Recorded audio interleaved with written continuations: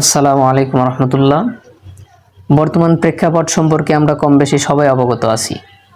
আমরা সবাই জানি ইরান ইসরায়েলের মধ্যে তুমুল সংঘর্ষ, তুমুলভাবে যুদ্ধ চলতেছে।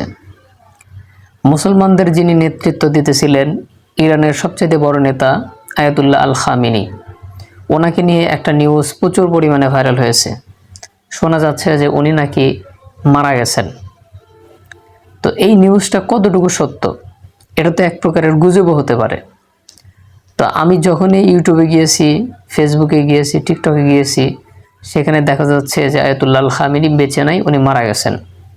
এমনকি ইরানের সর্বোচ্চ মিডিয়া পর্যায় থেকে ঘোষণা করা হয়েছে যে আয়াতুল্লাহ আল খামিনি মারা গেছেন এবং ওনার শোক পালনের জন্য 40 দিন শোক বার্তা দিয়েছেন এবং 7 দিন সরকারি ছুটি হিসেবে ঘোষণা করেছেন। তো প্রথমে আমি এই নিউজটাকে গুজব মনে করেছিলাম। কেন গুজব হবে না?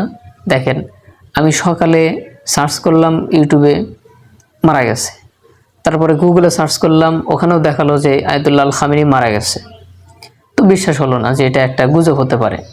তো জোহরের নামাজ আদায়ের পূর্বে তখন আমি আরও একটা বার সার্চ করলাম, যে ওখানে লেখা আছে যে আয়াতুল্লাহ আল খামিনি এখনও দুনিয়াতে বেঁচে আছে। তো এরকম অনেক খবর শুনলাম। সর্বশেষ সত্য যেটা, এটাই বাস্তব সত্য যে উনি আসলে মারা গেছেন, উনি আর দুনিয়াতে বেঁচে নাই।